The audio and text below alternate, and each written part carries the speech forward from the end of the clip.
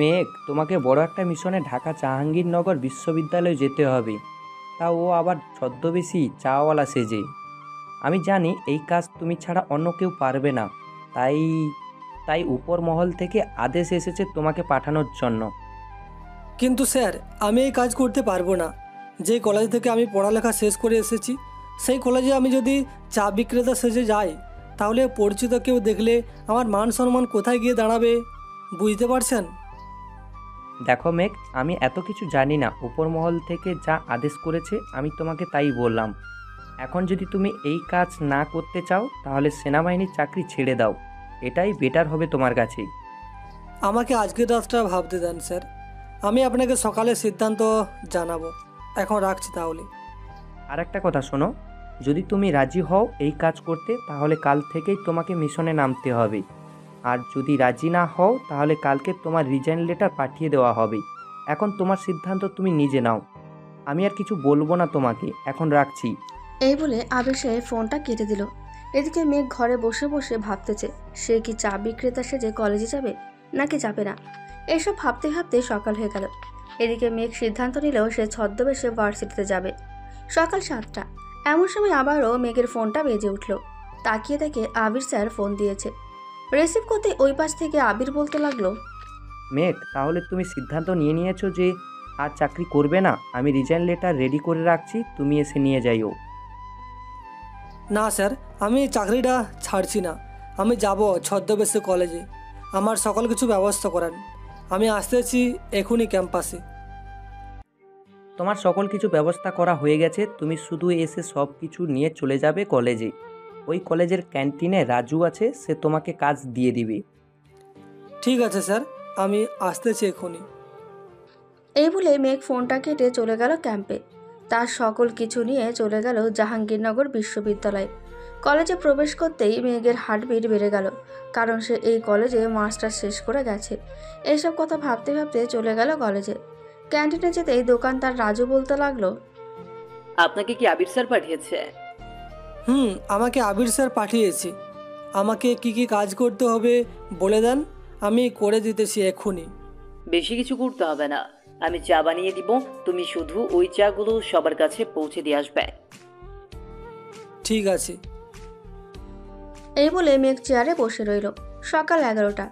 একদল ছেলে এসে ক্যান্টিনে প্রবেশ করতে করতে বলতে লাগলো, এই রাজু, আমাদের সবার জন্য 10 কাপ চা বানিয়ে আন তাড়াতাড়ি, দেরি করলে কিন্তু টাকা দিব না। এই তো ভাই, আনতেছি এখনই, আপনারা কিছুক্ষণ বসেন। রাজু তাড়াতাড়ি 10 কাপ চা বানিয়ে মেঘের হাতে দিয়ে বলতে লাগলো, এই চাগুলো তাদের কাছে দিয়ে আসো, দেরি যাতে না হয়, দেরি হলে ওরা টাকা দিবে না। মেঘ কিছু না বলে হেঁটে হেঁটে চলে আসলো ওই ছেলেগুলোর কাছে। চায়ের কাপ দিতে দিতে বলতে লাগলো, ভাই, 10 কাপ চা এমনি এমনি তো হয়ে যায় না, একটু তো সময় লাগবেই। আপনারা যদি এইভাবে বলেন তাহলে তো ওনার পথে বসা ছাড়া আর কোনো উপায় নেই। এই, তুই কে রে, আমাদের মুখের উপর কথা বলিস? এই রাজু, তোর চা আর খাবো না, তোর চা তুই খা। এই বলে রানা 10টা চায়ের কাপ নিয়ে ফেলে দিতেই সাথে সাথে ভেঙে গেল। এদিকে মেঘের চোখ রক্তবর্ণ ধারণ করে আছে। যে ছেলেটাকে মারতে যাবে এমন সময় পেছন থেকে একটা মেয়ে এসে রানার গালে ঠাস ঠাস করে 2টা চড় মেরে বলতে লাগলো, এই রানা, তোকে কতবার বারণ করেছি গরিবদের উপর হাত তুলবি না। আর এই চায়ের কাপ ভেঙেছিস কেন? এর জরিমানা দে 500 টাকা। দেখ খাদিজা, তুই এই কলেজের প্রিন্সিপালের মেয়ে বলে তোকে কিছু করতেছি না, ভালোই ভালোই বলতেছি যে তুই এইখান থেকে চলে যা, তা না হলে কিন্তু তোর খবর আছে। আচ্ছা, দেখি কি খবর করতে পারিস। এই, তোরা কোথায় আছিস রে? এক্ষুনি এই দিকে আয়, এই শালার শরীরের তেলগুলো মজিয়ে দে। খাদিজা এক ডাক দিতেই কলেজের সিনিয়র ভাইরা চলে আসলো ক্যান্টিনে। যেই রানাকে ধরতে যাবে রানা দৌড়ে ওইখান থেকে পালিয়ে যাচ্ছে আর বলছে, খাদিজা, তোকে তো আমি দেখে নিব, আজকে যাইতেছি, আবার আসবো। ঠিক আছে, আসিস, তখন দেখা যাবে আমার কি করতে পারিস আর আমি তোর কি করতে পারি। এই বলে খাদিজা তার পার্স থেকে 500 টাকার একটা নোট বের করে মেঘের হাতে দিয়ে বলতে লাগলো, এই নাও, এখানে 500 টাকা আছে। চায়ের কাপ ভেঙে গেছে, এইটার টাকা রেখে দাও। ম্যাম, আপনাকে দিতে হবে না টাকা, আপনি চলে যান। আপনাদের ক্লাস তো শুরু হয়ে গেছে মনে হয়। তা তো হয়েছে, টাকাটা রাখো, আমি চলে যাইতেছি, আবার আসবো একটু পর। এই বলে খাদিজা মেঘের হাতে টাকাটা দিয়ে চলে যেতে লাগলো। এদিকে মেঘ এক দৃষ্টিতে তাকিয়ে আছে খাদিজার দিকে। এমন সময় রাজু বলতে লাগলো, আবির স্যার আপনাকে যে কাজে পাঠিয়েছে আপনি সেই কাজ করেন। এইসব মেয়েদের পাল্লায় না পড়ে আপনি আপনার কাজ করে যান। এই নাও 500 টাকা, আর আমার তরফ থেকে 500 টাকা। চায়ের কফি নিয়ে আসো তুমি, আমি এই জায়গাটা না হয় পরিষ্কার করে ফেলি। ঠিক আছে, করেন। আমি সামনের দোকান থেকে চায়ের কাপ নিয়ে আসতেছি। আর কোথাও যায়েন না, খাদিজা আপু আবার আসবে কিছুক্ষণের মধ্যে। আচ্ছা, আমি এইখানেই আছি, কোথাও যাব না। মেঘ জায়গাটা পরিষ্কার করে চেয়ারে বসে বসে ফোন টিপছে। এমন সময় খাদিজা মেঘের সামনে এসে বলতে লাগলো, কি ব্যাপার, আপনার হাতে এত দামি ফোন কেন? আর আপনি তো ক্যান্টিনে চা বিক্রি করেন, এত দামি ফোন তো কেনার কথা না।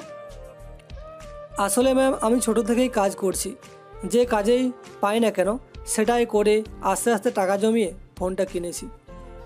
ও আচ্ছা, আমাকে ভালো করে একটা কফি বানিয়ে দাও তো, মাথাটা অনেক ব্যথা করতেছে। আপনি বসেন, আমি এখনই বানিয়ে আনতেছি আপনার জন্য কফি। মেঘ কফি বানাতে চলে গেল। প্রায় 10 মিনিট পর 1 কাপ কফি বানিয়ে এনে খাদিজার হাতে দিয়ে বলতে লাগলো, দেখেন তো ম্যাম, কফিটা কেমন হয়েছে? বাহ, তুমি তো খুব সুন্দর করে কফি বানাতে পারো। আমাকে প্রতিদিন এইভাবে কফি বানিয়ে দিও, ঠিক আছে? আর এই নাও 100 টাকা, তোমার কফির দাম। কিন্তু ম্যাম, কফির দাম তো মাত্র 20 টাকা, আপনি 100 টাকা দিলেন যে। বাকি যেটা থাকে ওইটা তুমি রেখে দিও। এখন আমি যাচ্ছি, দুপুরে আবার দেখা হবে তোমার সাথে। খাদিজা চলে যেতেই কলেজের প্রিন্সিপাল রাজীব স্যার ক্যান্টিনে প্রবেশ করতে করতে বলতে লাগলো, মেঘ, 1 কাপ কফি বানিয়ে আনো তো। মেঘ কিছুটা চমকে উঠে বলতে লাগলো, স্যার, আপনি কাকে বলতেছেন? আমার নাম তো মেঘ না, আমার নাম হচ্ছে সবুজ।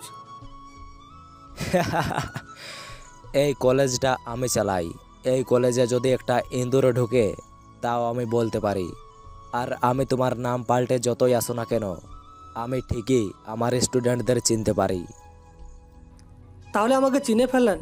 যাই হোক, এই নেন আপনার কফি। আর আমি যেটার জন্য এসেছি, আবির স্যার মনে হয় আপনাকে সব বলেই দিয়েছে। আবির আমাকে ফোন দিয়ে সব কিছু বলে দিয়েছে, তাই তো তোমার সাথে দেখা করতে আসলাম। এই নাও আমার অফিস রুমের চাবি, তোমার যা যা দরকার হবে সকল কিছু নিয়ে নিও। ঠিক আছে স্যার, এখন আপনি চলে যাবেন নাকি? এখন চলে যাব। যদি কেউ বেশি কথা বলতে দেখে তাহলে সন্দেহ করবে। আর তোমার যদি কোনো অসুবিধা হয় তাহলে আমাকে অবশ্যই জানাবে। মিশন কমপ্লিট হওয়ার আগ পর্যন্ত তুমি কারো শরীরে হাত তুলতে পারবে না কলেজের ভিতরে। আচ্ছা স্যার, তবে আপনি আমার রাগ সম্পর্কে ভালো করেই জানেন আমি কি থেকে কি করতে পারি। তাই বলতেছি, আপনি এক কাজ করেন, এই কলেজের সবচাইতে খারাপ ছেলে কে এটা আমাকে একটু বলবেন? আমার কলেজের সবচাইতে খারাপ ছেলে হচ্ছে রানা। তার নামে আমি রেপ কেসের মামলা করেছিলাম, কিন্তু পুলিশ এখনও তদন্ত করতে আসে নাই। আমার কাছে প্রমাণও আছে যে রেপটা সেই করেছে। আমার ফোনে এই ভিডিওটা পাঠিয়ে দেন, বাকিটা যা করার আমি করে নিবনি। আর এসআইকে আজকে বিকাল 5টায় বলবেন সাইন প্লাজা মার্কেটের সামনে থাকার জন্য। ঠিক আছে, বলবো। তবে একটা কথা, এসআইও কিন্তু মাফিয়াদের সাথে জড়িত আছে। আমি প্রায় অনেক খবর শুনেছি, কিন্তু এসআইয়ের ব্যাপারে কিছু তথ্য বের করতে পারি নাই। যাদের পারছি সব আমার কেবিনে আছে, দেখে নিও। ঠিক আছে স্যার। প্রিন্সিপাল স্যার চলে গেল। দেখতে দেখতে দুপুর গড়িয়ে বিকেল হতে লাগলো। এদিকে ক্যাম্পাসের সকলেও চলে যেতে লাগলো। বিকেল 5টা। মেঘ আশেপাশে চেক করে দেখতে লাগলো কেউ আছে নাকি।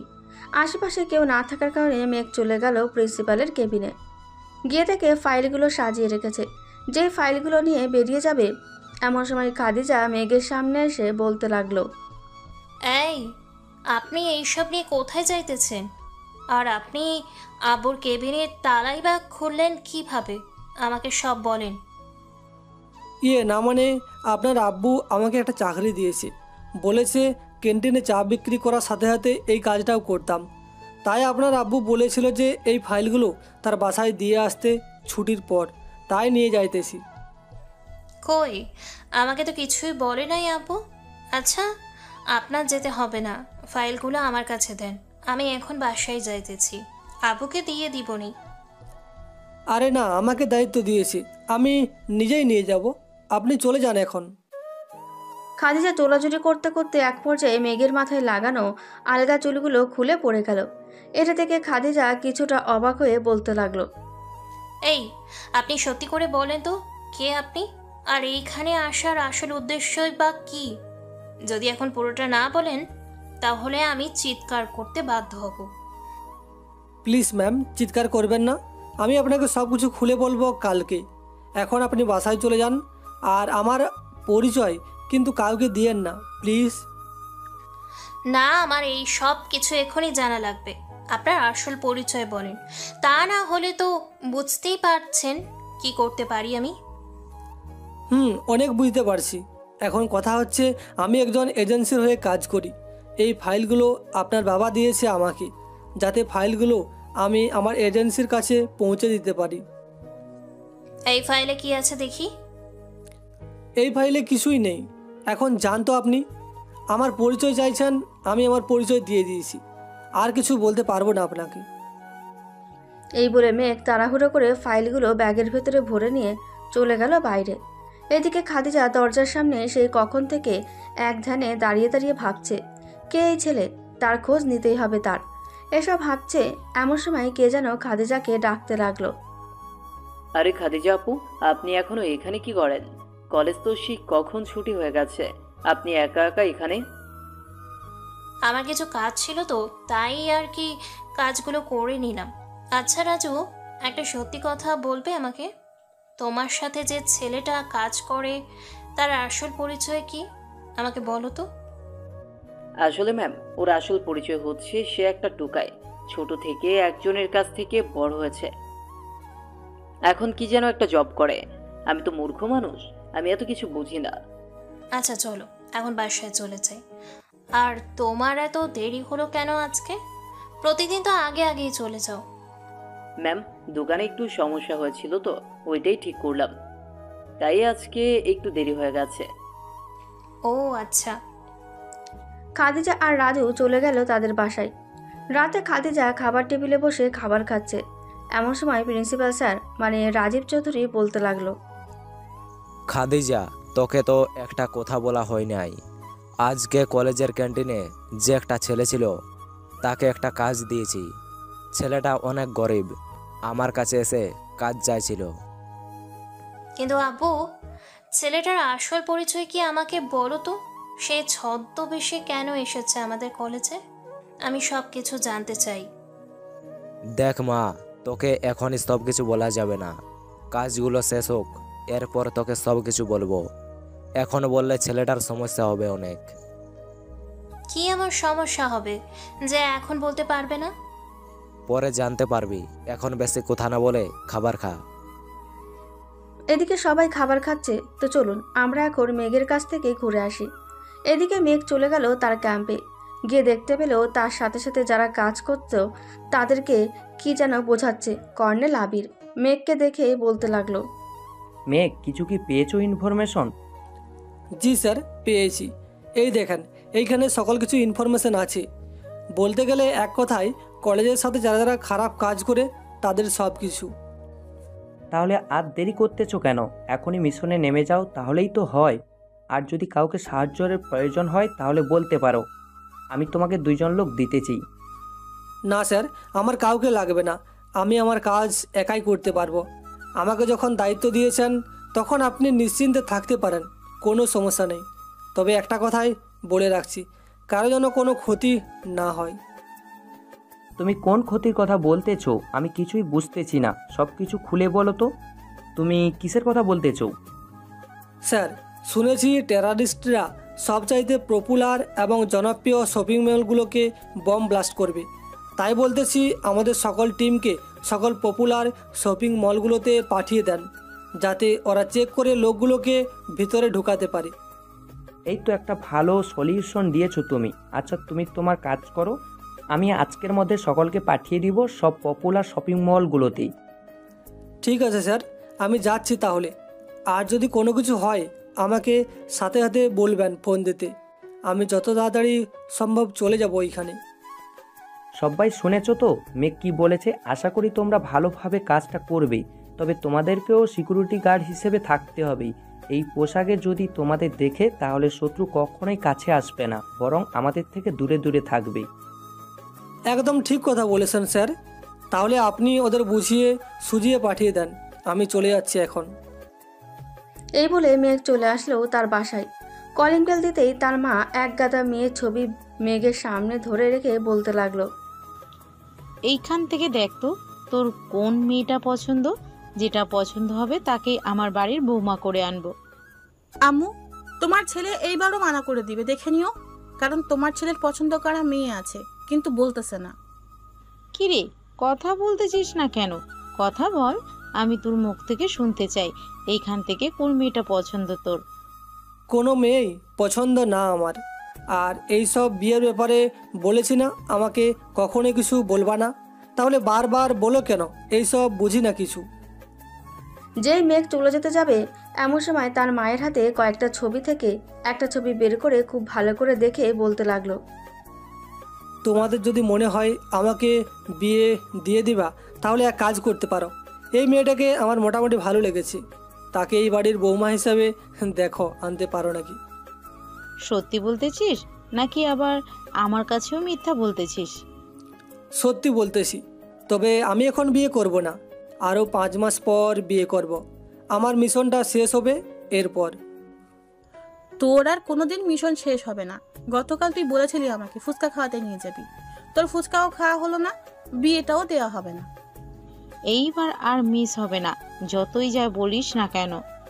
আমি এইবার মেঘের বিয়ে দিয়েই ছাড়বো। 5 মাস সময় চাইছিস, 5 মাস দিলাম। এর একদিনও যদি এদিক সেই দিক হয় তাহলে তোর খবর আছে। ঠিক আছে, এর একদিনও এই দিক সেই দিক হবে না। এখন সরো তো সামনে থেকে, শুধু বিয়ের নিয়ে চিন্তা করো। তো চলুন দেখে আসি মেঘের মায়ের হাতে কার ছবিটা দেখেছিল। অনেকগুলো ছবির ভেতরে খাদিজার ছবিটাও ছিল। ওইটা দেখে মেঘ খাদিজার ছবিটা বের করে দেখিয়ে দিল। এদিকে খাদিজার চোখে ঘুম নেই। তার আসল পরিচয় কি, কি কাজ করে কিছুই জানে না। এইসব ভাবছে এমন সময় তার ফোনটা বেজে উঠল। তাকিয়ে দেখে তার বান্ধবী শাহিনা ফোন দিয়েছে। কলটা রিসিভ করতেই ওই পাশ থেকে বলতে লাগলো, বান্ধবী, তোর জন্য একটা সুখবর আছে। তুই আমাদের কলেজে শিক্ষা বোর্ডে প্রথম হয়েছিস। কংগ্রেচুলেশন বান্ধবী। ধন্যবাদ তোকে। আচ্ছা শাহিনা, আজকে ক্যান্টিনে একটা নতুন ছেলেকে দেখেছিলি? ছেলেটা কি অদ্ভুত না? ওই যে রাজুর সাথে যে কাজ করে ওই ছেলেটার কথা বলতেছিস নাকি? ওই ছেলেটার কথাই বলতেছি। সে এত গরিব কিন্তু আইফোন চালায়।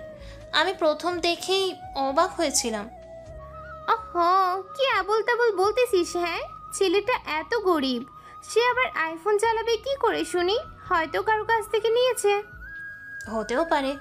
আচ্ছা এখন রাখছি রে, অনেক রাত হয়েছে, কালকে কলেজে দেখা হবে। ঠিক আছে, ঘুমা তাহলে তুই। খাদিজা ঘুমিয়ে গেল। এদিকে মেঘ ফ্রেশ হয়ে খাওয়া দাওয়া শেষ করে ফাইলগুলো ভালোভাবে পর্যবেক্ষণ করছে। এমন সময় দেখতে পেল এই থানার এসআই হচ্ছে মাফিয়াদের গ্যাংস্টারের লিডার। মেঘ তার ফোনটা বের করে ফোন দিল এসআইকে। কিছুক্ষণ রিং হতেই ওই পাশ থেকে রিসিভ করলো ফোনটা, কিন্তু কোনো কথা শোনা যাচ্ছে না। শুধু পার্টিতে যেমন গান হয় তেমন গান আর মানুষের কথা শোনা যাচ্ছে। মেঘ তাড়াতাড়ি ফোনটা কেটে দিয়ে এসআইয়ের লোকেশন বের করতে লাগলো। কিছুক্ষণের মধ্যে এসআইয়ের লোকেশন বের করে ফেললো মেঘ। তাড়াতাড়ি করে গাড়িটা নিয়ে চলে গেল সেই লোকেশনে। গিয়ে দেখে এখনও পার্টি চলছে। আস্তে আস্তে মেঘ ভেতরে ঢুকে গেল। গিয়ে দেখে সবাই মদের নেশায় আচ্ছন্ন হয়ে আছে। মেঘ চারিদিকে একবার চোখ বুলিয়ে দেখতে লাগলো সে এসআই আছে কিনা, কিন্তু এসআইকে না পেয়ে যেই চলে যেতে যাবে এমন সময় দেখতে পেল একটা কেবিনের ভেতরে এসআই এবং একটা মেয়ে অর্ধনগ্ন অবস্থায় শুয়ে আছে। এটা দেখে মেঘ তাড়াতাড়ি করে এসআইয়ের কাছে চলে গেল। এসআই মাহবুব সাহেব, চলেন, এখন আপনার খেলা শেষ আজকেই, আবার না হয় অন্য দিন খেলবেন। আর এই মেয়ে, তোমাকে বলতেছি একটু ভালোভাবে চলাফেরা করো, এইসব ছেড়ে দিয়ে। ভালোভাবে কিভাবে চলবো বলেন?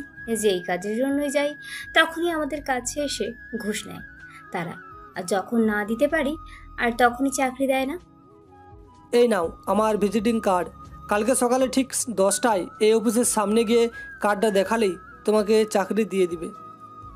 ঠিক আছে ভাইয়া, আর আপনাকে অনেক অনেক ধন্যবাদ আমাকে একটা চাকরির ব্যবস্থা করে দেওয়ার জন্য।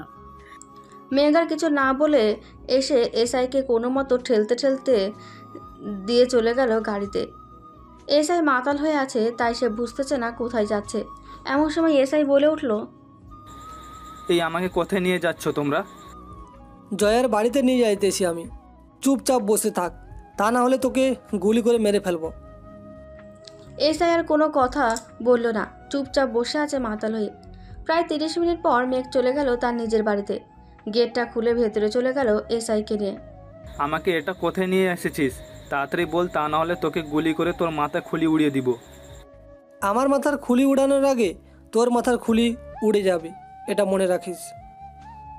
এই বলে মেঘ এসআইকে একটা চেয়ারের সাথে ভালোভাবে বেঁধে রেখে দিল, যাতে কোথাও না যেতে পারে। বাধা শেষ হতেই মেঘ রান্নাঘর থেকে এক বোতল পানি এনে এসআইয়ের মুখের ওপরে ঢালতেই এসআইয়ের জ্ঞান ফিরল। এই মেঘ, আমাকে এইখানে বেঁধে রেখেছিস কেন? আমি কি করেছি? যাক, অবশেষে তোর জ্ঞান ফিরল। এই দেখ, তুই তোর নিজের কুকর্মের ফল দেখ। এই বলে মেঘ ভিডিওটা দেখাতে লাগলো। ভিডিওটা দেখেই এসআই চুপ হয়ে গেল, কোনো কথাই বলতে পারছে না। এটা দেখে মেঘ এসআইকে বলতে লাগলো, কি ব্যাপার, এসআই কথা বলতেছো না কেন? আবার তো তোমাকে এসআই বলা যাবে না, তুমি তো মাফিয়া জগতের রাজা। তোমাকে কি কি বলে ডাকবো, একটু বলে দাও তো। মেঘ, আমার অনেক বড় ভুল হয়ে গেছে, আমাকে মাফ করে দে। আমি আর কখনোই এসব খারাপ কাজ করব না। এসআই আছি, এসআইয়ের মতো থাকবো। শুন, রাস্তার কুকুরকে বিশ্বাস করা যায়, যেমন তাকে একটা রুটি খাওয়ালে সে আমার পেছনে পেছনে যাবে, কিন্তু তোকে যদি বিষও খাইয়ে দিই না, তাহলেও তুই আমার পিছু পিছু যাবি না, এটা আমি খুব ভালো করেই জানি। প্লিজ মেঘ, আমাকে ছেড়ে দে, আমি তোর পায়ে পড়ছি, তবুও আমাকে মারিস না। তোকে মারবো না, সত্যি করে বল তো কবে কবে বম ব্লাস্ট হতে যাচ্ছে? যদি সত্যি বলিস তাহলে তোকে ছেড়ে দেবো, আর মিথ্যা বললে তোকে কখনোই ছাড়বো না।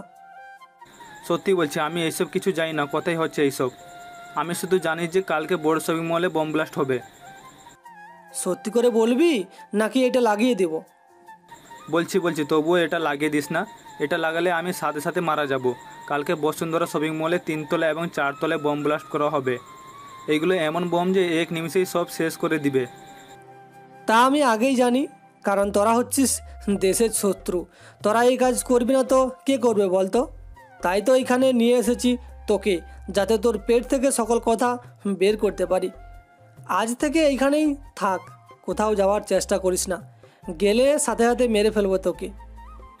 আমি যদি অফিসে না যাই তাহলে চাকরি চলে যাবে তো। প্লিজ মেঘ, আমাকে আরেকটা সুযোগ দে, দেশটা আরও উন্নত করবো, দেখে নিস। আরও উন্নত? তাও আবার তুই করবি?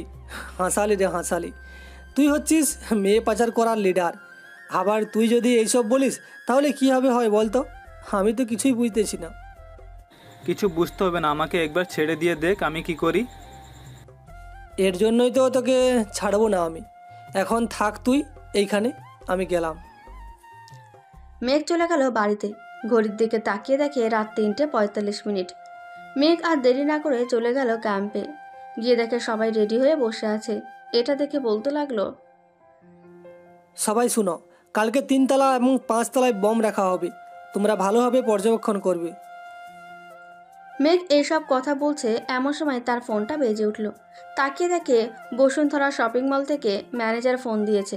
কলটা রিসিভ করতেই বলতে লাগলো, স্যার, আমাদের শপিং মল বাঁচান স্যার। 3 তলায় এবং 5 তলায় বম ফিট করে গেছে, আর মাত্র 3 ঘন্টা বাকি আছে বম ব্লাস্ট হওয়ার। আমি এখন আসতেছি, সবাই রেডি হয়ে বের হয়ে যাও, এখনই আমাদের যেতে হবে। মেঘ গাড়ি চালিয়ে চলে গেল বসুন্ধরা। গিয়ে দেখে সাংবাদিকরা আগেই চলে এসেছে। মেঘ গাড়ি থেকে নামতেই সাংবাদিকরা বলতে লাগলো, মিস্টার মেঘ, আমরা জানতে পেরেছি বসুন্ধরা শপিং মলে 3 তলায় এবং 5 তলায় নাকি বোম সেট করে রেখেছেন।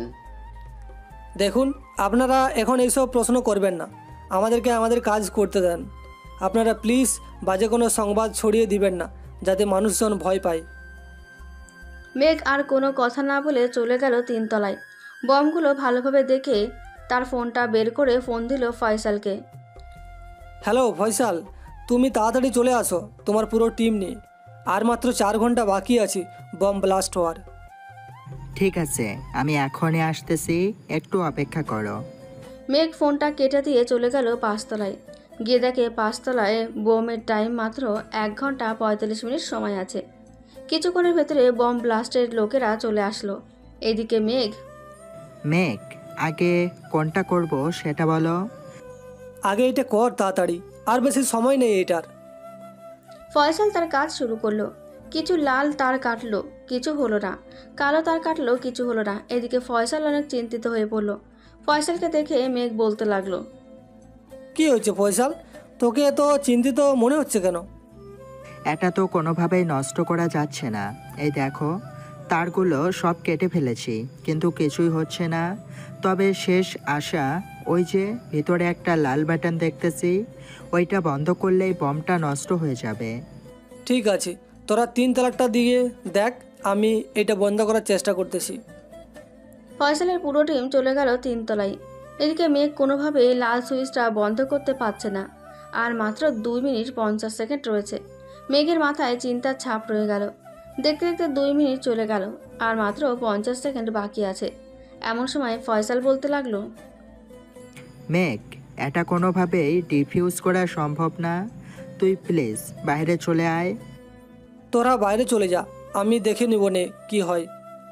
মেঘ, তুমি বাইরে চলে আসো, আমাদের শপিং মলের চাইতে বেশি জরুরি তোমার জীবন। তুমি চলে আসো প্লিজ। স্যার, আপনারা চলে যান প্লিজ, আমি দেখে নেব এইটা। আপনারা সবাই বাইরে চলে যান, আমার জীবন চলে গেলে চলে যাক। এদিকে মেঘ তার আফরান চেষ্টা করছে, আর অন্যদিকে সাংবাদিকরা সকল টিভি চ্যানেলে লাইভ দেখাচ্ছে। সবাই চলে গেল বাইরে, কিন্তু মেঘ তার কাজ করতে লাগলো। দেখতে দেখতে 10 মিনিট কেটে গেল, কিন্তু এখনও বম ব্লাস্ট হচ্ছে না দেখে সবাই ভেতরে গিয়ে দেখতে লাগলো কি অবস্থা। এদিকে মেঘ সুইচটা অফ করে একটা দীর্ঘ নিঃশ্বাস নিল। মেঘ, তোমার কিছু হয় নাই তো? না স্যার, আমার কিছু হয় নাই। ফয়সাল, 3 তলার বমটা নষ্ট করেছিস তো? 3 তলার বম নষ্ট করে ফেলেছি, তুই কোনো চিন্তা করিস না। আর এই বমটা নষ্ট করলি কি করে? আমাদেরও একই প্রশ্ন, আপনি এই বোমটা নষ্ট করবেন কি করে 50 সেকেন্ডের মধ্যে? জানি না কীভাবে নষ্ট করেছি, তবে আল্লাহ যা চায় তাই হয়। কোনো রকম আর্ট পেপার দিয়ে সুইচটা বন্ধ করে দিলাম। এখন বসুন্ধরা শপিং মল সব কিছু ঠিক আছে তো? মেঘ বাবা, তোমার কিছু হয় নাই তো? না আব্বু, আমার কিছু হয় নাই। আপনি কখন দেশে এসেছেন? এসব দেখে আমি সাথে সাথে চলে এসেছি নিজের পার্সোনাল বিমান দিয়ে। তোমার মা তো বারবার ফোন দিয়েছে, এই নিয়ে কথা বল। হ্যালো আম্মু, আমি ঠিক আছি, তোমাদের চিন্তা করতে হবে না। বাবা, তুই বাসায় আয়, তোকে না দেখলে আমার মন কিছুতেই শান্তি হবে না। তোর বোন কান্না করতে করতে অজ্ঞান হয়ে গেছে। আচ্ছা, আমি এখনই আসতেছি, তোমরা কোনো চিন্তা করো না। মেঘ সব কিছু ঠিকঠাক করে চলে গেল বাসায়। কলিং বেল দিতেই তার মা এসে দরজা খুলে জড়িয়ে দিল মেঘকে। মেঘের কপালে গালে চুমু এঁকে দিল। মায়ের ভালোবাসাটা এমনই হয়। আম্মু, আমি ঠিক আছি। মেঘলা কোথায়? মেঘলা তার রুমে শুয়ে আছে, যা গিয়ে দেখা করে আয়। মেঘ চলে গেল মেঘলার রুমে। গিয়ে দেখে মেঘলা শুয়ে শুয়ে কান্না করছে।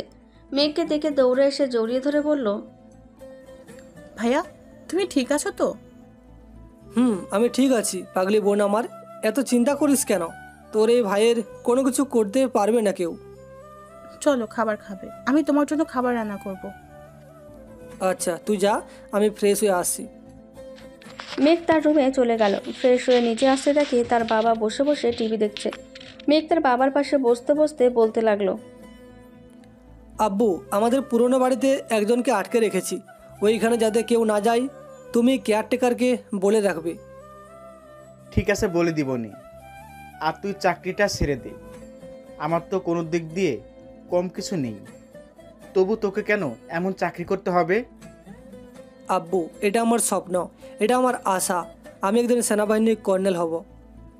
দেখ বাবা, তোর মা তো জানিস ও কেমন। হার্টের সমস্যা হয়েছে একবার, এখন যদি আবার হয় তাহলে বুঝতেই পারছিস কি হতে পারে। আব্বু, বুঝতে পারছি কি হবে, তবে তুমি চিন্তা করো না, আমি আম্মুকে ম্যানেজ করে নেব। আর তোমাদের তো দোয়া আছেই আমার উপর, আল্লাহ ছাড়া অন্য কেউ কিছু করতে পারবে না। এই নাও ভাইয়া, তোমার জন্য খাবার রান্না করে নিয়ে এসেছি, তুমি বসে বসে খাও, আমি আব্বুর জন্য খাবার নিয়ে আসি। আমার জন্য আনতে হবে না, তুই তো ভাইকে ভালো করে খাওয়া। আর মেঘ, একটু ঘুমিয়ে এরপর কাজ করিস। আমি তাহলে ঘুমিয়ে যাই। ঠিক আছে আব্বু, যাও তাহলে। মেঘের আব্বু চলে গেল। এদিকে মেঘ খাওয়া দাওয়া করে চলে আসলো তার রুমে। ঘড়ির দিকে তাকিয়ে তাকিয়ে 7:25 বাজে। ফোনে 10টার অ্যালার্ম দিয়ে ঘুমিয়ে গেল মেঘ। চলুন দেখে আসি খাদিজা কি করছে। আবু, মেঘ নামের ছেলেটা তো আমাদের কলেজেই পড়তে গেছে, তাই না? সে বলতে গেলে সবার বিপদে আপদে থাকে, সব সময় পাশে। এমন একটা ছেলের সাথে যদি তোর বিয়ে দিতে পারতাম তাহলে তুই অনেক সুখী হতে রে মা। আবু, আল্লাহ যা চাই তাই হবে। কপালে যদি ভালো কিছু লেখা থাকে নিশ্চয়ই ভালো কিছু হবে, আর খারাপ লেখা থাকলে খারাপ হবে, তাই না? আচ্ছা, তুই ফ্রেশ হয়ে আয়, আবার তো কলেজে যেতে হবে। আমিও গিয়ে রেডি হয়ে নেই। খাদিজা এবং রাজীব চৌধুরী চলে গেল তাদের রুমে। ফ্রেশ হয়ে খাওয়া দাওয়া করে দুজনেই চলে গেল কলেজে। রাজু ভাই, আমি আজকে থাকতে পারবো না, আপনি একটু একা দেখে নিয়েন। আর যদি বেশি সমস্যা হয় তাহলে আমাকে ফোন দিয়েন, চলে আসবো নে। কালকে রাতে তুমি যে কাজটা করেছো, তোমার উপর দিয়ে অনেক ধকল গেছে। তুমি এখন বাসায় গিয়ে রেস্ট করো, আমি এই দিকটা একাই সামলে নিতে পারবো। আর এই নাও, কালকে যে বলেছিলে আমাকে একটা কাজ করতে দিতাম, এই ব্যাগের ভেতরে সকল কাগজপত্র আছে। ধন্যবাদ ভাই। এই নাও, এইখানে 20,000 টাকা আছে, তোমার ছেলের পড়ালেখার জন্য দিলাম। আরও যদি কিছু লাগে আবির স্যারকে বা আমাকে বলবা, আমি দিয়ে যাব। আমার ছেলে তো পরীক্ষা দিয়েছে, কালকে ওর রেজাল্ট দিবে। যদি ভালো হয় তাহলে বলবো তোমার আব্বুর কোম্পানিতে চাকরি নেওয়ার জন্য। তাহলে এই কার্ডটা রাখেন, কালকে রেজাল্ট পাওয়ার পরের দিন বলবেন সকল কাগজপত্র নিয়ে এই অফিসে চলে যাইতে। আব্বুকে আমি বলে রাখবো নে একটা ভালো চাকরি দিয়ে দেওয়ার জন্য। ঠিক আছে, তাহলে যাও এখন। মেঘ যেই চলে যেতে যাবে এমন সময় পেছন থেকে খাদিজা বলতে লাগলো, কোথায় যাবে উনি এখন রাজু ভাই? মেঘ যে বাসায় থাকে সে নাকি অসুস্থ, তাই চলে যাইতেছে। মেঘ, তুমি যাও, দেরি করো না। এই নেন, এখানে 20,000 টাকা আছে, নিয়ে যান। যদি কোনো সমস্যা হয় আমাকে ফোন দিবেন, এটা আমার নাম্বার। আপনাকে ফোন দেওয়ার প্রয়োজন হবে না, আর আপনার টাকাও লাগবে না। আপনি আপনার টাকা বসে বসে খান। মেঘ চলে গেল বাসায়। ফ্রেশ হয়ে ঘুমিয়ে গেল। দুপুর 2টো এমন সময় মেঘলা এসে ডাকতে লাগলো, ভাইয়া, এই ভাইয়া, ওঠ না, সে কখন ঘুমিয়েছিস, এখনো ওঠার নাম গন্ধ নেই তোর। আম্মু খাবার রেডি করে বসে আছে। তুই যা, আমি আসতেছি ফ্রেশ হয়ে। মেঘলা চলে যেতেই মেঘ ফ্রেশ হয়ে খাওয়া দাওয়া করে যেই সোফায় বসতে যাবে এমন সময় তার ফোনটা বেজে উঠল। তাকিয়ে তাকে আবির স্যার ফোন দিয়েছে। কলটা রিসিভ করতেই আবির স্যার বলতে লাগলো, মেঘ, এসআইকে খুঁজে পাওয়া যাচ্ছে না, তুমি জানো কি তার কোনো খোঁজ? স্যার, এসআইকে আমি বন্দি করে রেখেছি। আপনি যাকে এসআই মনে করেন সে এসআই না, সে হচ্ছে গ্যাংস্টারের লিডার। আপনাকে দেখেন ভিডিওটা পাঠিয়েছি, আশা করতেছি এই ভিডিওটা আপনি ছাড়া অন্য কেউ যাতে না দেখে। মেয়েটার মান সম্মানের কথা আছে। তুমি যখন বন্দি করে রেখেছো তাহলে ভালোর জন্যই করেছো, এটা আমি জানি। আচ্ছা, তুমি তোমার কাজ কতটুকু এগোতে পারছো এটা আপডেট আমাকে একটু বলো। আমি আমার কাজ প্রায় অনেকটা এগিয়ে গেছি স্যার, এখন শুধু তাদের ধরার পালা। সকল ইনফরমেশন আমি জোগাড় করে ফেলেছি।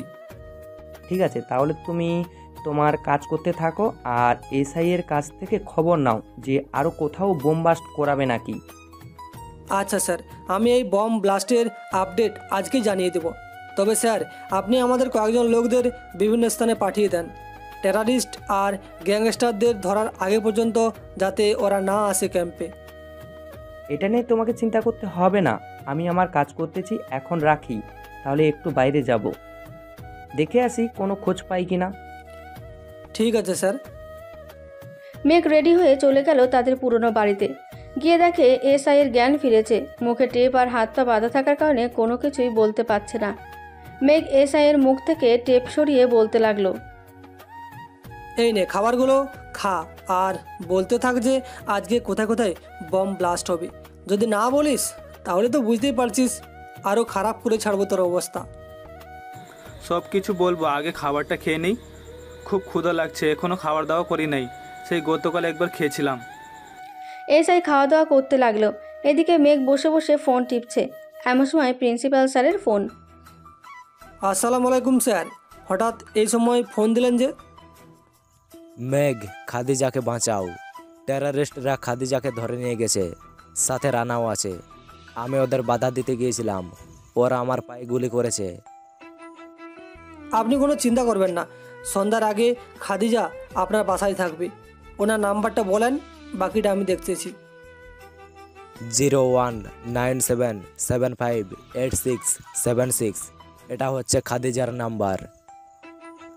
এদিকে এসআই এর খাওয়া শেষ হতেই মেঘটাকে আবারও আগের মতো করে বেঁধে রেখে চলে গেল।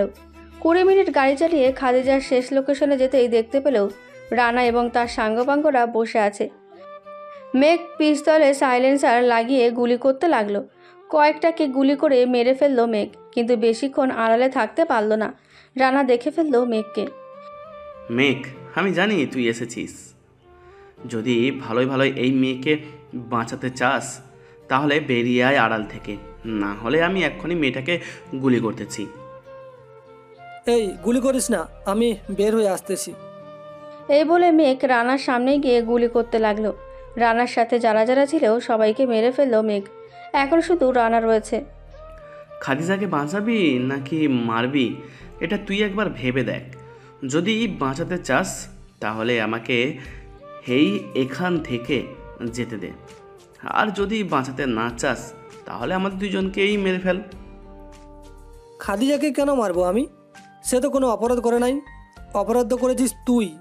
আমার ব্যাপারে জেনেও তুই এমন কাজ করেছিস। এখন বুঝবি কি করতে পারি। এই বলে মেঘ রানার পায়ে গুলি করে দিল। সাথে সাথে রানা মারা গেল ওইখানে। এটা দেখে খাদিজা বলতে লাগলো, আপনি একটা খুনি, আপনার সাথে আমি যাব না, আমি একা একা বাসায় চলে যাব। ওরা সবাই বেঁচে আছে। ওদের সবাইকে প্লাস্টিকের ছোট ছোট টুকরোর সাথে ঘুমের ওষুধ দিয়েছি, যেটা শরীরে লাগলেই সাথে সাথে অজ্ঞান হয়ে থাকবে 2 ঘন্টা। তাহলে বাকিদের শরীর থেকে তো রক্ত বের হয়েছে, তারা কি মারা গেছে? শুধু 5 জন মারা গেছে, আর বাকি সবাই বেঁচে আছে। এখন কি আমার সাথে যাবেন নাকি যাবেন না? আমাকে মেইন রাস্তায় নামিয়ে দিয়ে আসলেই হবে, আমি চলে যেতে পারবো এখান থেকে। ঠিক আছে, তাই হবে। চলেন আপনাকে নামিয়ে দিয়ে আসি। মেঘ খাদিজাকে নিয়ে চলে গেল মেন সড়কে।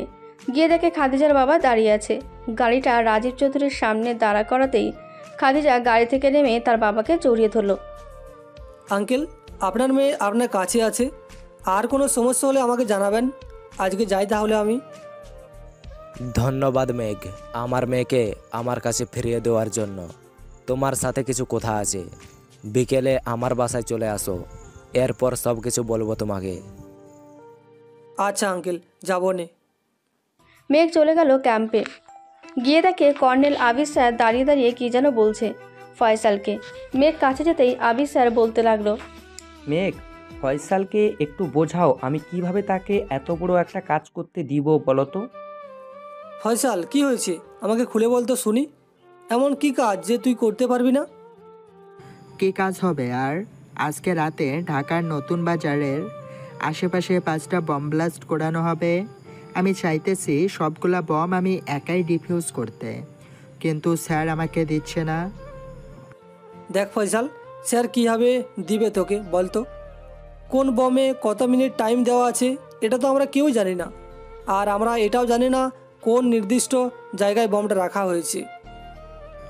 এটাই তো, এখন আমি আমার পুরো ফোর্স লাগিয়ে দিব ওরা সব কিছু খুঁজে বের করে ফেলবে, বাকিটা আমি দেখে নেব।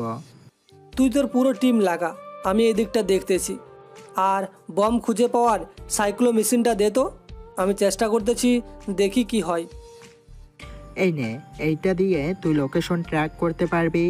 বমটা কোথায় আছে এখন? আমাদের কাছে যেটা আছে এইটা শুধু নির্দিষ্ট জায়গায় লোকেশন দেখাবে। আচ্ছা, তাহলে তুই এক কাজ কর, আমি এখনই কাজে লেগে পড়তেছি। তোর পুরো ফোর্সদের লাগিয়ে দে, আর কেউ যাতে বুঝতে না পারে আমরা বম খুঁজতেছি। আমি প্রধানমন্ত্রীর সাথে কথা বলেছি, 1 ঘন্টার মধ্যে পুরো ফোর্স লাগিয়ে দিবে, যাতে মানুষজন একটাও বাইরে না থাকে। যে করেই হোক এই 5টা বোম আমাদের খুঁজে বের করতেই হবে। সবাই কথা বলছে, এমন সময় মুস্তাফিজুর এসে বলতে লাগলো, স্যার সব শেষ হয়ে গেছে, অলরেডি একটা বম ব্লাস্ট হয়ে গেছে, খবরে দেখেন সব কিছু দেখাচ্ছে। মুস্তাফিজুরের কথা শুনে সবাই দৌড়ে চলে গেল টিভির সামনে। এইদিকে মেঘ ভেতরে না গিয়ে বমের লোকেশনের জায়গায় চলে গেল। একটা পেয়েছে, এটা টাইম আছে আর মাত্র 5 মিনিট। মেঘ তার পকেট থেকে কাটিং প্লাসটা নিয়ে বমের সকল তারগুলো কেটে দিতেই ডিফিউজ হয়ে গেল। এদিকে আরও 3টে বোমের লোকেশন মেঘের কাছে পৌঁছে গেল, কিন্তু বোমটা একটা গাড়িতে রাখা আছে। এটা দেখে মেঘ গাড়িটা থামিয়ে ড্রাইভারকে বলতে লাগলো, ড্রাইভার, গাড়ির ভিতরে বম রাখা আছে, তাড়াতাড়ি এখান থেকে সরে যান। মেঘের কথা শুনে ড্রাইভার গাড়ি থেকে নেমে গেল। এদিকে মেঘ বোমটা খুঁজতে লাগলো কোথায় আছে। কিছুক্ষণের মধ্যে বোমটা গাড়ির নিচে পেল, আর মাত্র 3 মিনিট বাকি আছে বমটা ব্লাস্ট হওয়ার। ভাই, আমার বসের গাড়ি কোথায় নিয়ে যাইতেছেন? গাড়ি দিয়ে যান। আপনি এখানে দাঁড়ান, আর আপনার বসকে ফোন দিয়ে বলেন যে এইখানে আসার জন্য, আমি এখনই আসতেছি। এই বলে মেঘ ফুল স্পিডে ড্রাইভ করতে লাগলো। কিছুক্ষণের মধ্যে জনবহুল এলাকা থেকে ফাঁকা একটা জায়গায় এসে মেঘ ঘড়ির দিকে তাকিয়ে দেখে আর মাত্র 10 সেকেন্ড আছে। তাই তাড়াতাড়ি গাড়ি থেকে বের হয়ে দৌড়ে কিছুটা দূরে চলে গেল। 10 সেকেন্ড পরের সাথে সাথেই ব্লাস্ট হয়ে গেল গাড়ির একটা টুকরো এসে মেঘের কপালে লাগলো। মেঘ এত কিছু না ভেবে চলে গেল আরেকটা বম ডিফিউজ করতে। গিয়ে দেখে ফয়সাল বমটা ডিফিউজ করেছে। মেঘ, এই বমটা কোনোভাবেই ডিফিউজ করা যাচ্ছে না, এটা রিমোট কন্ট্রোলের দ্বারা চালিত। এখন কি করব বুঝতে পারছি না। আশেপাশে কতটুকু দূরে নদী আছে বল তো তাড়াতাড়ি। এইখান থেকে যদি এই দিক দিয়ে যাস তাহলে 5 মিনিটের মধ্যে একটা নদী পাবে, আর রাস্তা দিয়ে গেলে 10 মিনিট লাগবে। হাতে বেশি টাইম নেই, আর মাত্র 4 মিনিট রয়েছে। আমি গেলাম রে, দোয়া করিস আমার জন্য যাতে বেঁচে ফিরতে পারি। গিয়ে দেখে ফয়সাল বমটা ডিফিউজ করতেছে। এই বলে মেঘ বমটা নিয়ে দৌড়াতে লাগলো। মেঘের পেছনে পেছনে ফয়সাল, মুস্তাফিজুর, আবির সবাই দৌড়াচ্ছে আর বলছে, মেঘ, এত বড় ঝুঁকি নেওয়ার দরকার নেই, তুমি বোমটা রেখে দাও এইখানে, তোমার জীবন বাঁচাতে হবে, তুমি মরলে চলবে না। স্যার, আমার কিছুই হবে না, আপনি চলে যান এইখান থেকে। ফয়সাল, তুই স্যারকে নিয়ে ক্যাম্পে চলে যা। না, আমরা কোনোভাবেই তোকে একা ছাড়তেছি না। এই বলে সবাই দৌড়াচ্ছে। 6 মিনিট পর মেঘ চলে আসলো নদীর পাড়ে। ঘড়ির দিকে তাকিয়ে দেখে এখন খুব তাড়াতাড়ি সময় চলে যাচ্ছে। যেই 30 সেকেন্ড রয়েছে, মেঘ বমটা পানিতে ফেলে দিয়ে কিছুটা দূরে চলে গেল। 30 সেকেন্ড শেষ হতেই পানির নিচে একটা শব্দ হলো, আর কিছু পানি উঁচু জায়গা পর্যন্ত চলে এসেছে। মেঘ সবগুলো বম ডিফিউজ করে গাছের সাথে হেলান দিয়ে বসে আছে আর ভাবছে এটাও জীবনে প্রথম ধাপ পার করেছে। মেঘ, বেস্ট অফ লাক, তুমি আগামী দিনের ভবিষ্যৎ, তোমার মতো ওই কামান্ডোই চাই আমাদের দেশে। স্যার, এই নেন রুমাল। মেঘের কপাল থেকে রক্ত ঝরতেছে, এটা হয়তো ওর খেয়ালই নেই। এই নেন, বেঁধে দেন ওর কপালে। দাও। আর মেঘ, তুমি বাসায় কয়েকটা দিন রেস্ট করো। আজকে তুমি যদি না থাকতে তাহলে এই ঢাকা শহরটাকে মনে হয় আর বাঁচাতে পারতাম না। আচ্ছা স্যার, আমি তো সবাইকে ধরে ফেলেছি, তাহলে এই বমগুলো বানিয়ে দিচ্ছে কে, এটাই তো বুঝতে পারছি না।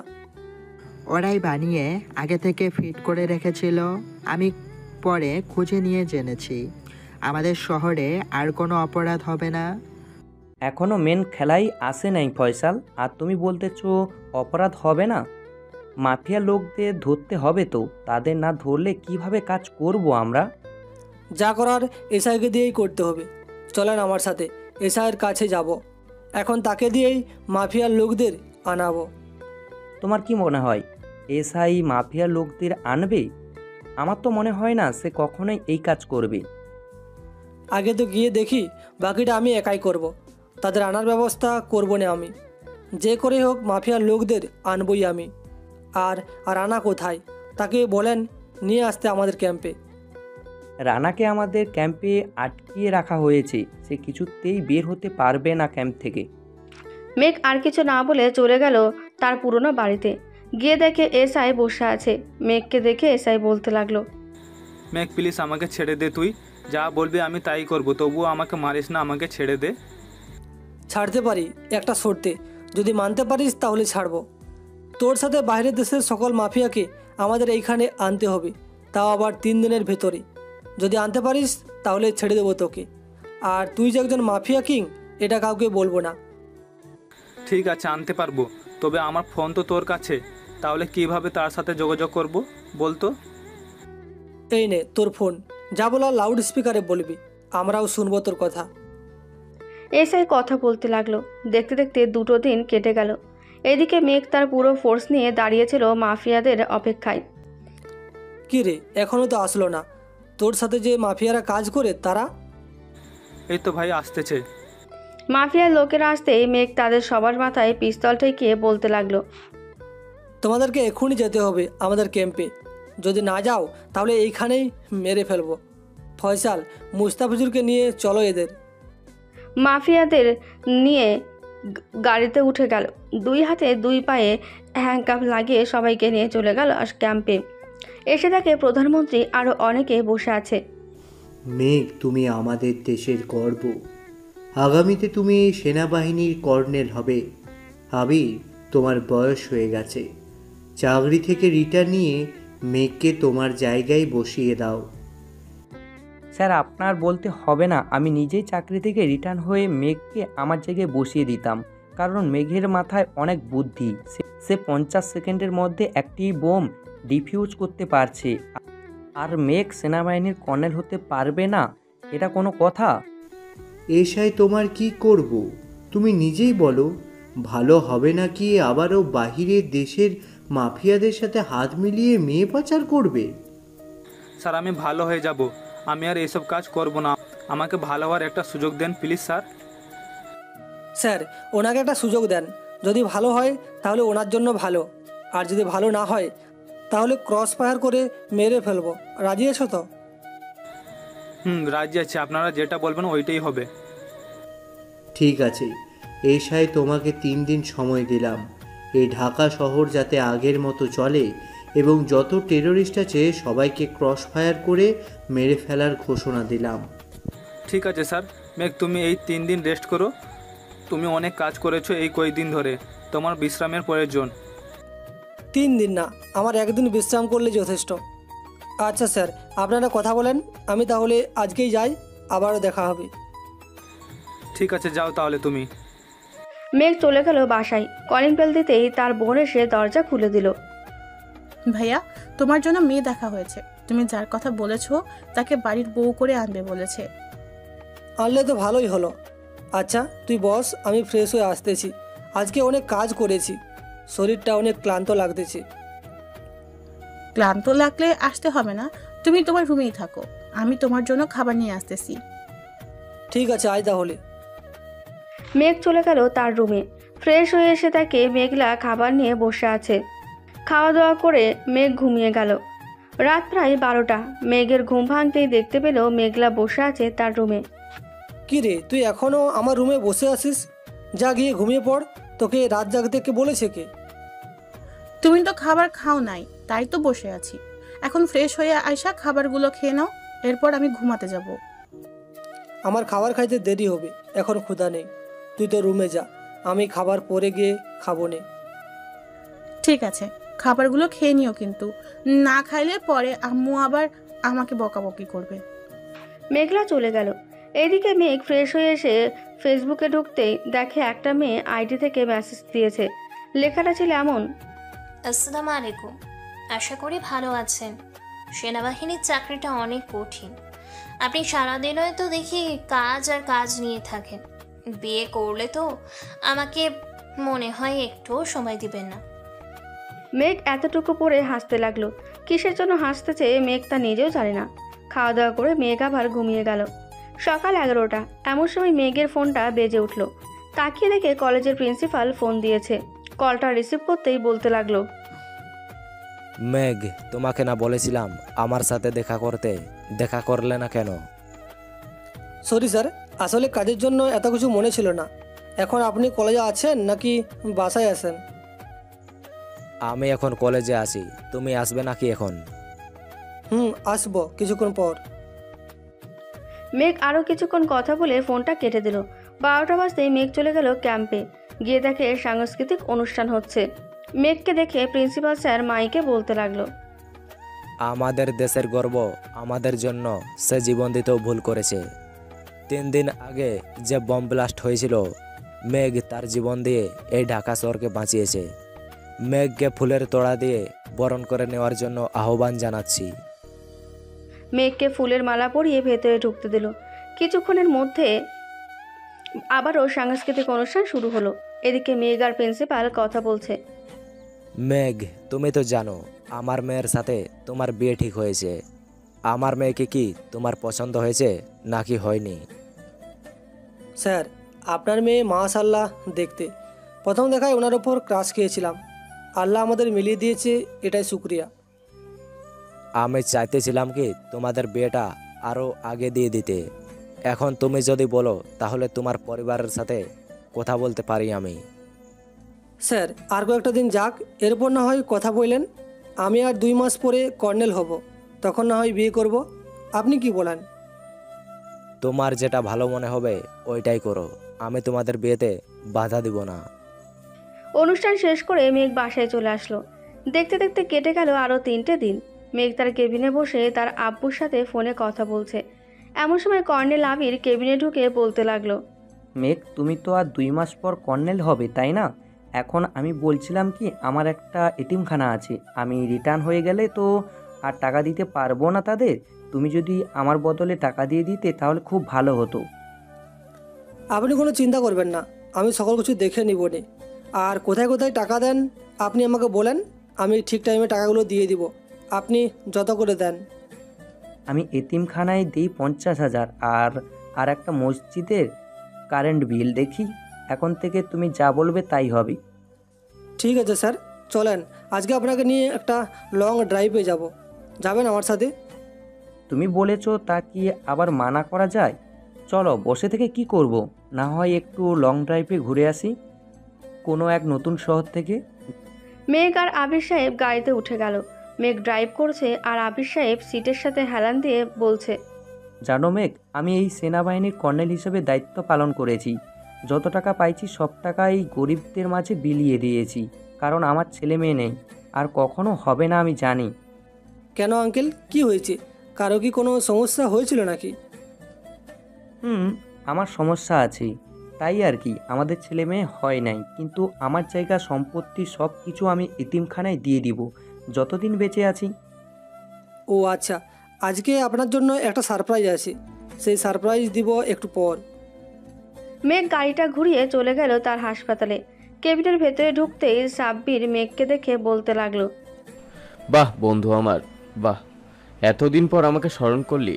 তা কি করতে হবে আমাকে বল। আগে বস তো, এরপর আস্তে আস্তে বলতেছি কি কি করতে হবে। উনি আমাদের সেনাবাহিনীর কর্নেল আবির চৌধুরী, চিনিসই তো তাকে? চিনি স্যার। আসসালামু আলাইকুম, কেমন আছেন আপনি? আলহামদুলিল্লাহ, ভালো আছি।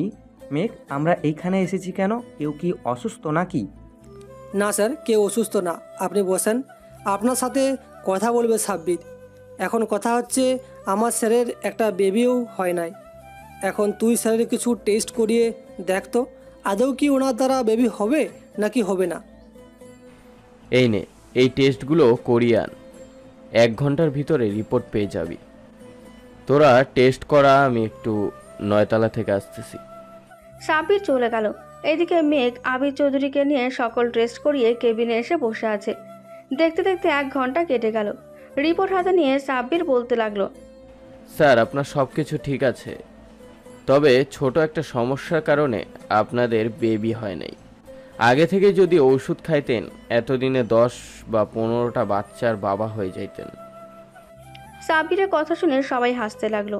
এদিকে মেঘ সাব্বিরের সাথে কথা বলে কি কি ওষুধ লাগবে নিয়ে আসলো। গাড়িতে বসতেই আবির স্যার বলতে লাগলো, মেঘ, এত কিছু করার কি দরকার ছিল বলো তো? বেবি হয় নাই তো তাতেই তো ভালো ছিল। এখন বেবি হবে কি করে? তোমার ম্যামের বয়স তো প্রায় 40 হয়ে গেছে। হয়ে যাবে, চিন্তা করবেন না। এই ওষুধগুলো ঠিকমতো খান, তাহলে ঠিক হয়ে যাবে। মেঘ আবির সাহেবকে নিয়ে চলে আসলো নদীর পাড়ে। বিকেল পর্যন্ত ঘোরাঘুরি করে চলে গেল বাসায়। দেখতে দেখতে কেটে গেল 7টি মাস। এখন মেঘ সেনাবাহিনীর কর্নেল। রাতে মেঘ তার রুমে বসে আছে। এমন সময় তার মা আসলো। আম্মু, কিছু বলবে নাকি আমাকে? সেই কখন থেকে দেখতেছি দরজার বাইরে পায়চারি করতেছো। বলবো মানে অনেক কথা বলার আছে। তোকে বিয়ে কবে দিব আর নাতি নাতনির মুখই দেখবো কবে বলতো? তুই তো আমার কোনো কথাই শুনতেছিস না। আর 1 মাস যাক, এরপর না হয় বিয়ে করব, পাক্কা, প্রমিস। তোরা এত কিছু তো আমরা শুনবো না। সামনের সপ্তাহে তোর বিয়ে ঠিক করেছি। তুই বিয়ে করবি সামনের সপ্তাহে, আর কিছু জানি না। ঠিক আছে, যাও, করব। এখন তো আমাকে একটু একা থাকতে দাও। মেঘের আম্মু চলে গেল। এদিকে মেঘ বসে বসে ফোনে গেমস খেলছে। এমন সময় আবির চৌধুরীর ফোন। কলটা রিসিভ করতেই ওই পাশ থেকে বলতে লাগলো, মেঘ, তুমি এক্ষুনি আমার বাসায় আসো, তোমার সাথে জরুরি কিছু কথা আছে। স্যার, এত রাতে আপনার বাসায় গিয়ে কি করব? সকালের দিকে আসি। না, এক্ষুনি আসতে হবে তোমাকে। এক্ষুনি আসো, ফোন রাখতেছি আমি। মেঘ ফোনটা রেখে দিল। রেডি হয়ে নিচে যেতেই মেঘের আব্বু বলতে লাগলো, কিরে বাবা, এত রাতে কোথায় যাচ্ছিস? একটু আবির স্যারের বাসায় যাচ্ছি। স্যার ফোন দিয়েছে, কি যেন হয়েছে, বাসায় বলেছে এক্ষুনি যাওয়ার জন্য। ও আচ্ছা, তাহলে। মেঘ চলে গেল আবির সাহেবের বাসায়। কলিং বেল দিতেই আবির সাহেব দরজা খুলে দিল। মেঘকে দেখে কি বলবে বুঝে উঠতে পারছে না। স্যার, কি হয়েছে? এত রাতে আপনি আমাকে ডাকলেন যে? ভিতরে এসে বসো, এরপর বলতেছি কি হয়েছে। মেঘ সোফায় বসতেই কাজের লোক এসে মেঘকে কিছু বলল এবং চা দিয়ে গেল। আবির সাহেব কয়েকটা কাগজ এনে মেঘের সামনে রেখে বলতে লাগলো, আজকে আমি ভীষণ খুশি। তোমার ম্যামের বেবি হবেই। ওই দিন যদি তোমাকে সব কথা খুলে না বলতাম আর ডাক্তারের কাছে তুমি যদি না নিয়ে যাইতে, আজকে মনে হয় আমি আব্বু ডাক শুনতে পারতাম না। তার মানে বোঝাই যাইতেছে ম্যাম এখন প্রেগনেন্ট, তাই না? তোমার ম্যাম এখন প্রেগনেন্ট। আজকে 7 মাস চলতেছে। ডাক্তার বলেছে সামনের মাসে 10 তারিখে হাসপাতালে ভর্তি করিয়ে দিতে। কারণ তো বুঝতেই পারছো। যাক, ভালোই হলো। আল্লাহ যা চাই ভালোর জন্যই চাই। এখন তাহলে আমি চলে যাই। স্যার, যেই দিন ম্যামকে হাসপাতালে নিয়ে যাবেন ওই দিন আমাকে ফোন দিয়ে একটা। ঠিক আছে মেঘ, এই নাও, এই মিষ্টির প্যাকেটটা তুমি তোমার বাসায় নিয়ে যাও, সবাইকে খাইয়ে দিও। ঠিক আছে স্যার। মেঘ চলে গেল তার বাসায়। সবাইকে মিষ্টি খাইয়ে দিল। দেখতে দেখতে কেটে গেল 2টি দিন। সবাই শপিং করছে। এদিকে মেঘ ফোনের স্ক্রিনে তাকিয়ে কে যেন দেখছে। এমন সময় খাদিজা এসে মেঘের হাত থেকে ফোনটা নিয়ে নিল। এটা দেখে তো মেঘের চোখ মুখ লাল হয়ে গেছে। এটা মেঘলা খেয়াল করেছে। মেঘকে ইশারা দিতেই বলতে লাগলো, ভাইয়া, তুমি এইখানেই দাঁড়াও, আমি ফোনটা এনে দিতেছি তোমাকে। এইখানে কিছু করার দরকার নেই। এই বলে মেঘলা চলে গেল খাদিজার কাছে। ভাবি, ভাইয়ার ফোনটা দিয়ে দেন, না হলে এইখানে কিছু একটা হয়ে যাবে। ভাইয়ার চোখের দিকে একবার তাকিয়ে দেখেন। সারাদিন ফোনের দিকে তাকিয়ে থাকে কেন? আমি যে ডাকতেছি সেটা কি শোনে না? ফোনে হয়তো কিছু একটা কাজ চলতেছে, তাই তাকিয়ে আছে। আমরা আমাদের কেনাকাটা করতে থাকি, ভাইয়া যা খুশি তাই করুক। এই নাও ফোন। মেঘলা তার ভাইয়ের কাছে ফোনটা দিয়ে দিল। এদিকে মেঘ কাউকে কোনো কিছু না বলে চলে গেল ক্যাম্পে। গিয়ে দেখে ফয়সাল বসে আছে। কি রে ফয়সাল, এতক্ষণ আমার কেবিনে কি খুঁজতেছিলি বলতো আমাকে? কি খুঁজতেছিলাম? কিছুই না, মাত্রই তো তোর কেবিনে আসলাম আর তুই বলতেছিস কি যেন খুঁজতেছি। এই দেখ তো ভিডিওটা, 11টা 5 মিনিটে আমার কেবিনে ঢুকেছিস তুই, আর এখন বলতেছিস ঢুকেছিস। সত্যি করে বল কি খুঁজতেছিলি, তা না হলে খুব খারাপ হয়ে যাবে। আসলে মেঘ, আমি একটা কাজ করে ফেলেছি। আমার গার্লফ্রেন্ডকে গুলি করেছি। তার পায়ে ফার্স্ট টেস্ট বক্স খুঁজতেছি। দেখি যদি আমি পারি তাহলে বুলেটটা খুলে ফেলবো তার পা থেকে। আমাকে ফোন দিতে তো পারতি, তোর গার্লফ্রেন্ড কোথায় আছে এখন? আমার কেবিনে আছে। মেঘ ফার্স্ট এড বক্সটা নিয়ে চলে গেল ফয়সালের কেবিনে। তার গার্লফ্রেন্ডের পা থেকে বুলেটটা বের করে ব্যান্ডেজ করে দিল। ধন্যবাদ ভাইয়া আপনাকে। আর একটা সাহায্য করতে পারবেন? বলেন কি সাহায্য লাগবে আপনার? আমার দ্বারা যতটুকু সম্ভব আমি করব আপনাকে। আমাকে একটু আমার বাসায় পৌঁছে দিয়ে আসতে পারবেন? আমি হয়তো এই পা নিয়ে হাঁটতে পারবো না। প্লিজ ফারিয়া, আমাকে মাফ করে দাও। আমি আর কখনোই এমন কাজ করব না, এই প্রমিস করলাম। আমি এত কিছু শুনবো না। যদি আমাকে কালকের মধ্যে বিয়ে করতে পারো তাহলে তোমার এই মুখটা দেখাও, আর যদি বিয়ে করতে না পারো তাহলে আর কখনোই আমার সামনে আসবে না, এই বলে দিলাম। চলো, তোমাকে এখনই বিয়ে করব। মেঘ, তুই তোর আর 2টা বন্ধুকে খবর দে, সাক্ষী দিতে হবে। তোমার পরিবার নিয়ে আমাদের বাসায় যাবে। যদি না যাও তাহলে আর কোনো দিন আমার মুখ দেখতে পারবে না। এমনিতেই বাড়ি থেকে বিয়ের জন্য চাপ দিতেছে, আমি আর থাকতে পারবো না। কালকে পর্যন্ত তোমাকে টাইম দিলাম। শোনো ফারিয়া, আমি একটা কথা বলি। তুমি ফয়সালকে 2 দিন টাইম দাও। আমি আজকে বিকালেই ফয়সালের আম্মু আব্বুকে নিয়ে তোমাদের বাসায় যাব। তুমি কোনো চিন্তা করো না। আপনি বলছেন তাই আমি মানলাম। ফয়সাল, এখন আমাকে বাসায় দিয়ে আসো। মেঘ, ফয়সাল আর ফারিয়া এক গাড়িতে চলে গেল ফারিয়াদের বাসায়। কলিং বেল দিতেই ফারিয়ার আম্মু এসে দরজা খুলে দিল। ফারিয়াকে ফয়সালের কোলে দেখে বলতে লাগলো, কিছু হয় নাই, পা একটু কেটে গেছে, হাঁটতে পারছি না, তাই আর কি। উনি গলি করে আমাকে নিয়ে এসেছে। ফয়সাল, তুই ওনাকে ওনার রুমে দিয়ে আয়, আমি কথা বলতেছি আন্টির সাথে। আসসালামু আলাইকুম আন্টি, আমাকে তো চিনতে পারছেন তাই না? তোমাকে আবার না চিনব কিভাবে? তুমি সেনাবাহিনীর কর্নেল মেঘ চৌধুরী। আচ্ছা বাবা, একটা কথা বলো তো, ওই ছেলেটা কি বিয়ে হয়েছে নাকি? না, ওর বিয়ে হয় নাই। তবে আপনার কি ওই ছেলেটা পছন্দ হয়েছে? যদি পছন্দ হয় আমাকে বলতে পারেন, আমি ছেলের বাবা মাকে নিয়ে আসবো আজকেই। তাহলে তো ভালোই হলো। প্লিজ বাবা, তুমি ছেলেটার পরিবারকে ফোন দিয়ে আনো। আমার মেয়েটাকে এত এত পাত্র দেখালাম, কিন্তু কোনোভাবেই বিয়ে করতেছে না। তাই ওই ছেলে তো সেনাবাহিনীতে চাকরি করে, দেখি ওর সাথে বিয়েটা দিয়ে দিব। আচ্ছা আন্টি, আমি ফোন দিতেছি ফয়সালের আম্মু আব্বুকে। মেঘ ফোন দিয়ে ফয়সালের আম্মু আব্বুকে ডেকে আনলো। ফয়সালের বাবা মায়েরও পছন্দ হয়েছে, কিন্তু কে জানতো আজকেই তাদের বিয়ে হবে। আজ আমি ভীষণ খুশি রে। তুই যদি না আনতে আম্মু আব্বুকে, তাহলে হয়তো ফারিয়াকে আমি হারিয়ে ফেলতাম। ফারিয়াকে আমি ভীষণ ভালোবাসি রে। এখন তোরা সুখে থাক, এটাই চাই। আমি বাসায় চলে যাচ্ছি, আমার বিয়েতে আসবি কিন্তু তোরা। এই বলে মেঘ গাড়ি করে চলে গেল বাসায়। দেখতে দেখতে 7 দিন কেটে গেল। আজকে মেঘের বিয়ে। সকল বরযাত্রী চলে গেছে। মেঘ এবং তার বন্ধুরা এখনো বাড়িতেই বসে আছে। কি রে, বিয়ে করতে যাবি না নাকি? যাবো, চল এখন। সবাই চলে গেল বিয়ে বাড়িতে। খাওয়া দাওয়া শেষ করে কাজী এসে বিয়েটা পড়িয়ে দিল। এদিকে মেঘ বসে আছে। সন্ধ্যা 7টা, এখনো মেয়েকে বিদায় দিচ্ছে না দেখে মেঘ মেঘলাকে ডেকে বলতে লাগলো, এই মেঘলা, তোর ভাবি কি আটা ময়দা মাখতেছে নাকি? এত দেরি লাগে কেন আসতে? সে কখন এসেছি আমি। আরে এত তাড়াহুড়ো করতেছো কেন? বিয়ে তো হয়েই গেছে, এখন একটু বসো চুপচাপ এখানে। 5 মিনিটের মধ্যে ভাবিকে দেখতে পারবে। মেঘ বসে রইল। কিছুক্ষণ পর কনেকে নিয়ে আসলো। সবাই বিয়েতে কান্না করে, কিন্তু খাদিজা কান্না করছে না। এটা দেখে সবাই অবাক হয়েছে। মেঘ খাদিজাকে নিয়ে চলে গেল গাড়িতে। আচ্ছা, তুমি আজকে কান্না করো নাই কেন? অন্য সব বিয়েতে তো মেয়েরা কান্না করে।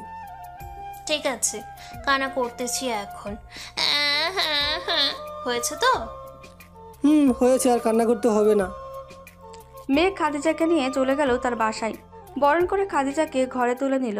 এদিকে মেঘ তার সকল বন্ধুদের সাথে বসে আছে ছাদে। বাহ মেঘ, বাহ, অস্থির একটা ভাবি পেয়েছিস রে। যে বিয়েতে কান্না করে নাই, ফারিয়া তো কান্না করে আমার পাঞ্জাবি ভিজিয়ে ফেলেছিল। এটাই তো রে, আজকে মনে হয় আমার কপালে শনি লেখা আছে, না হলে তো। আর না হলে করতে হবে না, এখন রুমে যাও, রাত 1টা বেজে গেছে। ভাবি সেই কতক্ষণ ধরে অপেক্ষা করতেছে। আর একটু পর যাব, তুই চলে যা। ঠিক আছে, আমি আম্মুকে পাঠাচ্ছি, তখন বুঝবে কাকে বলে ঠেলা গাড়ি। আরে যাচ্ছি তো, এমন করিস কেন? মেঘ যেই চলে যেতে যাবে এমন সময় পেছন থেকে মেঘলা বলতে লাগলো, 20,000 টাকা দিয়ে এরপর এইখান থেকে যাবে। বাসর ঘর সাজিয়ে দিয়ে এসেছি এমনি এমনি নাকি? একটা বাসর ঘর সাজাতে এত টাকা লাগে না তো, 500 টাকা হলে যথেষ্ট। এই নে 1000 দিলাম, 500 টাকা চেয়েছিলি, আরও 500 টাকা বাড়িয়ে দিলাম। হবে না হবে না, 20,000 দিয়ে এরপর যাবে এখান থেকে। আর না দিয়ে গেলে তো নিচে অপেক্ষা করতেছে, ওরা তোমাকে ভিতরে ঢুকতে দিবে না। এই নে 20,000 টাকা, এখন সবাইকে গিয়ে বল যে বাসর ঘরের সামনে থেকে চলে যেতে। মেঘলা চলে গেল। এদিকে মেঘ বসে বসে ভাবছে কি করবে, বাসর ঘরে গেলেই তো তার কপালটা পড়বে। এসব ভাবতে ভাবতে চলে গেল বাসর ঘরে। দরজা খুলে ভেতরে ঢুকতেই খাদিজা এসে মেঘের পা ধরে সালাম করলো। বেঁচে থাকো মা, বেঁচে থাকো, দোয়া করি তোমাদের বিবাহিত জীবন সুখের কাটুক। কি বললি কুত্তা? আমি তোর কোন কালের মা লাগি রে? হ্যাঁ, নিজের বউকে মা বানিয়ে দিয়েছিস। আজকে তো তোর একদিন আর আমার একদিন। এই বলে মেঘ দৌড়াতে লাগলো ঘরের ভেতরে। খাদিজাও মেঘের পেছনে পেছনে দৌড়াতে লাগলো। কিছুক্ষণ এইভাবেই দৌড়াচ্ছে। এমন সময় খাদিজা শাড়ির সাথে পা চেপে পড়ে যেতে যাবে, মেঘ এসে ধরে ফেললো। মেঘের এক হাত খাদিজার পিঠে আর এক হাত খাদিজার পেটে। মহারানী, এত দৌড়াতে বলেছে কে? হ্যাঁ, আমি তো নিজেই ধরা দিতাম আপনার কাছে, তাই না? চলেন, অনেক রাত হয়েছে, বাসরটা সেরে ফেলি। এই বলে মেঘ খাদিজার শাড়ি খুলে ফেলে দিয়ে আস্তে আস্তে, থাক বাকিটা আর বললাম না, আপনারা নিজেরাই বিয়ে করে বুঝে নিন। আজকের গল্পটা এই পর্যন্তই। আবারও দেখা হবে নতুন কোনো গল্পে। ততক্ষণ পর্যন্ত সবাই ভালো থাকবেন, সুস্থ থাকবেন। ধন্যবাদ।